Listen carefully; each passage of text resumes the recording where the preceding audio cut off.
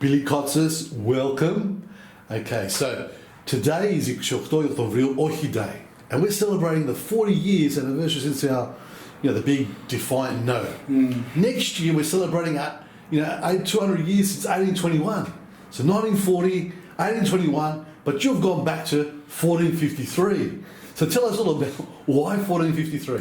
I've almost gone back to the future. Can I just say, I think it is an important day for us. And in terms of what we did on that particular day by saying Ohi and also fighting the fascists, fighting the Italians, and going back through and capturing the Greek areas really of Vordio Iporo, absolute heroes, absolute legends. And speaking of the heroes, and you just mentioned, going back to 1453, going to 1821, but there's that particular moment in time in 1453 where things were so different, where we had this magnificent city, Constantinople, which was the heartbeat of the Greek world. Athens was non-existent, Sparta was off the map. Yes, Lesbos, where I'm from and you're from, was obviously still going hard, but Constantinople was still the place to be. And for the last couple of hundred years, we had our empire, Byzantium, which has started to crumble. There were fragmented empires, but we still had this city, we still had culture, we still had art, still had learning.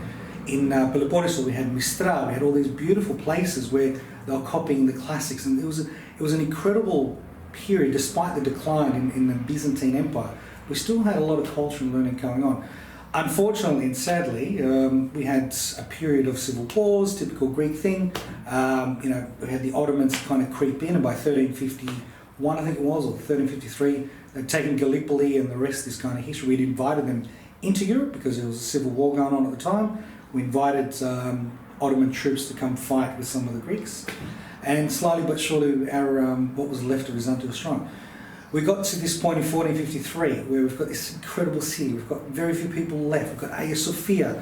We've got we've got the Genoans in there. We've got the Venetians in there. We've got a multicultural mix, but predominantly Greeks in this great city, which is walled, which is secured by the Theodosian walls, and across from us is Galata, and in the middle of Galata and us, we've got this chain which we can put up. So Constantinople is a very secure place. Unfortunately, the Sultan, very energetic, intelligent, slightly charismatic guy, ruthless, wanted to take our city. So you had this guy and who we call the immortal emperor, Palaiologos, in charge of what was left, a rump of an empire. And it was do or die. It was like state of origin. This is the battle. This is the end. And unfortunately for us, we had 120,000 people, possibly more, come to the gates of Constantinople. It wasn't the first time we'd had the Ottomans, we had the Seljuks, we had the Persians, we had Arab armies there, we had Bulgarians on the periphery, we had Russians. Everybody wanted our city. And what we had was, we should have been a straightforward victory for the Turks, but we had this incredible city which was protected by Sophia, protected by a great emperor, and 8,000 people. And I wanted to tell a story. And I wanted to show people that, yes, we had this great city. Lately, there's been a lot of talk about Hagia Sophia being reconverted to a mosque, and obviously it was a Christian basilica. It was our church. And it's very interesting that a lot of people talk about Hagia Sophia, but don't necessarily know about the history of the church, this city, and how we lost it. So 1453 is pretty much a story about what happened over a 6-week period. I decided to write this, I wanted to write this years ago, so I started writing a screenplay. I went to London, had a laptop, I don't know if I was drinking or what I was doing, but I smashed this laptop, and the screenplay that I was writing, which is called 1453, I kind of lost most of it. So I still had a bit of the work, not much of it. Several years later, the Turks brought out a film called Fete, 1453, makes $100 million at the box office, the biggest Turkish film in history, and it's actually one of the worst films I've ever seen. So me and my mate sat down to watch it. They couldn't stomach it. It was really, really bad. Good on them for trying, but it was pretty much from a point of view of another side. So really wanted to get something out there which showed, because look, at the end of the day, the Sultan he is what he is. He was a very talented leader, and our guy was just absolutely brilliant. So I wanted to show their stories. It's kind of a balanced viewpoint. Sultan is quite ruthless, and that comes out through the course of this book. But I also wanted to show some human stories, which a lot of people haven't. So it's a fiction based on facts. And you have through this book, one of the things that I don't normally do is really unpack some of the characters. So you've got a guy called Grant the Scot who's come from Scotland to help. He's an engineer and he's part of the resistance, and he finds all these tunnels for us, 14 tunnels that he finds. We've got a guy called Justiniani, and he's absolute legend. So he's a nobleman. Lives on Chios, Genoan by birth. Chios at the time being part of the Genoan Empire, and he just said one day, listen, this city's going to fall. I'm going over to support what's left of the Greeks, and they were called Greeks at this stage, not just Romans but Greeks. So he actually took I think about 300 of his own troops, and the rest were from Chios, and they went across to support the emperor. Turns out the guy's almost charismatic and awesome, and it comes through the book. Like he and Constantine are absolute legends, and what he did, he had nothing to gain by coming to fund this own expedition to support the Greeks. No need to be there. The Venetians were part of this as well too. There's something that a lot of people don't realise. There were 700 Muslims, Turkish Muslims, who fought with us. So there was a prince who was a pretender, as it was called, pretender to the sultancy. So he was in the city. He was kind of a hostage, but he was there supporting Constantine. And you had a few other mixed bag, Christians who came. The Pope sent 200 archers. So we needed about 200,000 troops, but hey, he sent us 200 archers. And then we had some Cretans. So these Cretans just appeared out of absolute nowhere. These Cretans are absolutely legendary. They fought valiantly, and they fought so well that when the city was taken, the Sultan basically they were holding out in towers, and the Sultan was basically so impressed. He said, nobody's touched these guys. They are to be granted freedom. Let them go back to Crete. So they were allowed to disappear to the sunset without any issues. The Cretans were amazing, and I wanted to draw some attention to that. So create a backstory for them. They've come through from Crete. Why were they there? How ruthless they were? Because these guys, typical Cretans, they don't take prisoners. They fight. And you had a group of brothers from Italy who were there fighting, and they were kind of crazy. They're fighting behind these city walls, but they would come out of the city walls and they would just fight the Ottomans and anyone else in front of them, and they come back into the city, leaving the door. It's just crazy some of the stuff they were doing. On the other side, and again, things that people don't realise, that it wasn't just the Ottomans that were there. You had about 5,000 Serbians. You had some Greeks who were there fighting with the Ottomans. You had the Janissaries, unfortunately. You had Germans, so there was a few Germans who were there as engineers. So they were the people helping to dig the tunnels to go and try and go underneath. You had one Hungarian who had offered this mega cannon to Constantine. Constantine was so broke that he couldn't buy this cannon, so it goes over to the Sultan. The Sultan says, fantastic, we take the cannon, and that cannon just pounds the walls every day and just damages the walls. It really breaks kind of the resistance. So that's kind of our book. And I kind of mentioned that there's some stories, some fiction intertwined with the fact. So I don't do love stories. I'm not very good at writing that. There's no love interest. Well, let me come back to that. So I wouldn't say I'm a Casanova, but my life experiences and writing them down are the best. So so I've got a special friend who's from Brazil. She speaks Greek, but she's not Brazilian. So she's a writer herself, and she's also a teacher. So Ana Marcia, she wrote 2 love scenes for me. Probably the best part of the book are these love stories.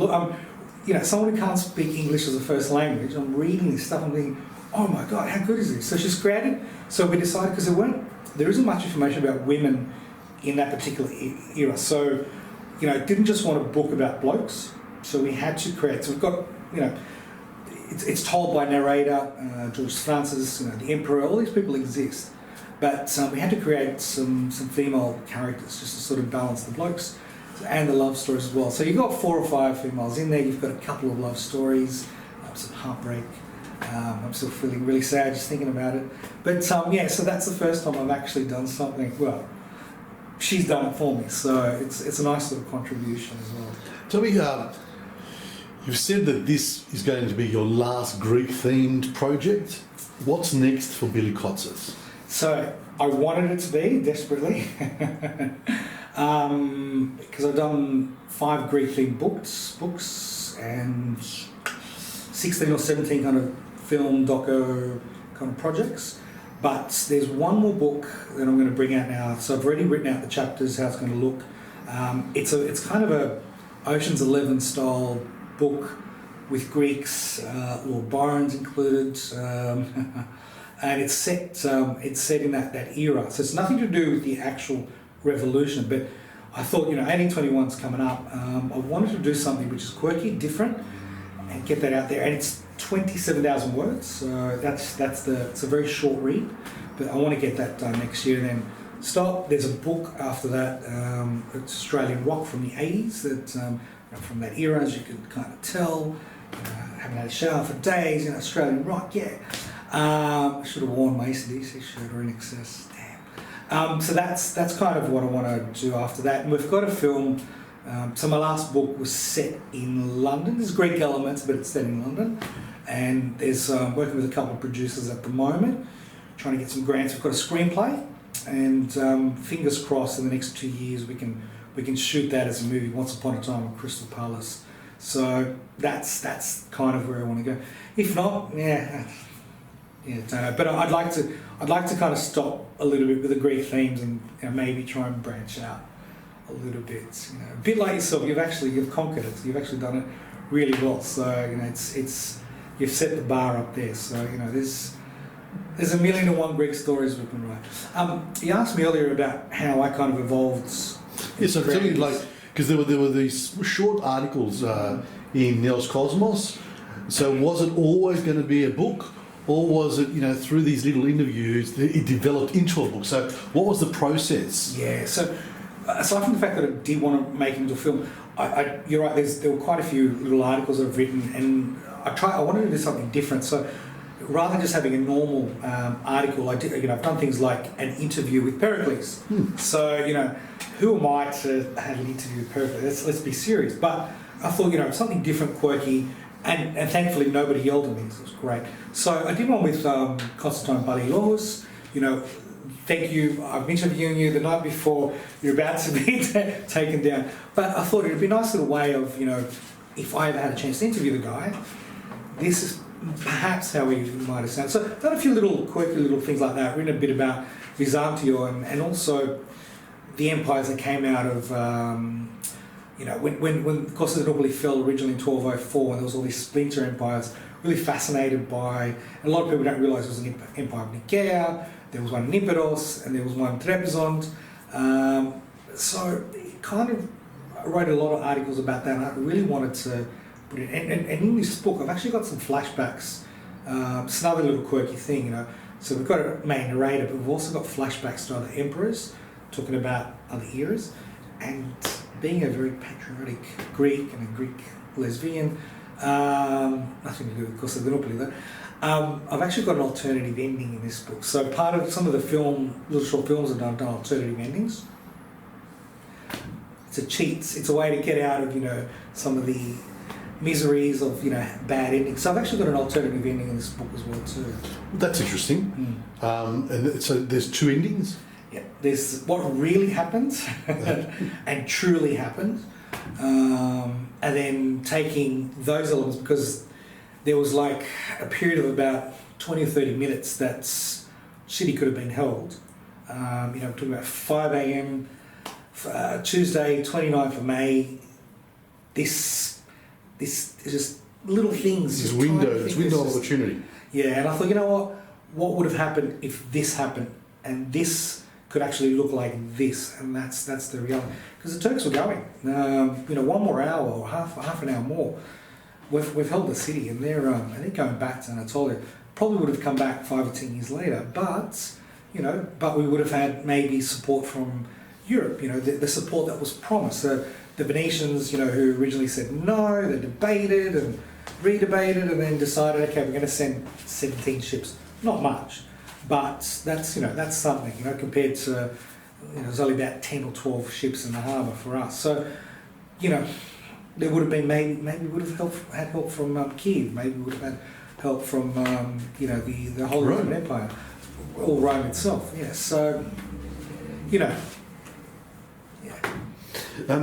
What were the challenges in writing this? Well, what were some of the challenges? Do you know what? This is going to sound really big-headed, but because I've done all those articles and the COVID, so I wrote this during the COVID period. So I was in lockdown, and I talked about Ana Marcia, my Brazilian friend. So she was also she's writing her book at the moment. So it's just great. Every day we would write together, basically. She'd be doing her stuff for her book, and I'd be doing my stuff. So it was a great experience. I finished the book in like 5 weeks, 6 weeks maybe. Yeah. And that process is actually reasonably easy. It's all the other stuff which kind of sucks. The editing, rereading, and I hate reading stuff. That's mine. All my friends want to have a read, and they give me the bits and pieces. They're lovely, and it's like, they all want to do it, and they go away. You've got people in Cyprus, you've got someone in Argentina, you've got it's nice. It's lovely. Tell me something. Tell us about the launch tomorrow. Yeah. So thanks to the Greek bilingual bookshop, so Lenny. So I just put it out there. I actually didn't want to do a launch. So she's like, nope, you got to do a launch. I'm like, oh, come on, leave me alone. So her and also Evelyn and Stavros from Hellenic Art Theatre, they're like, come on, I've known you all my life, you're going to come do it here. I'm like, oh, come on, let me be. So they've come together, they've conspired against me, have the book launch, so we're going to do it. Such lovely, lovely, lovely people. Tomorrow, which is the 29th of October, be there or be square, 7 p.m, and it's there'll be a couple of performers, beautiful singers. Marina Fidos, she's fantastic. Paul Hofstetter, hopefully I pronounced it right, the company, so they're both fantastic. Leonard Janowski, really top bloke, historian, legend, does all the Greek cafes. He's going to be launching the book for me. Really good friends. He's fantastic, so he was going to be there for me. And it should be good. So yeah, thanks to all those people helping support. We're also launching Mania Grece, the Greco of Calabria documentary. So, and George Ellis did the music for that. He'll be there as well. Yeah, it should be fun.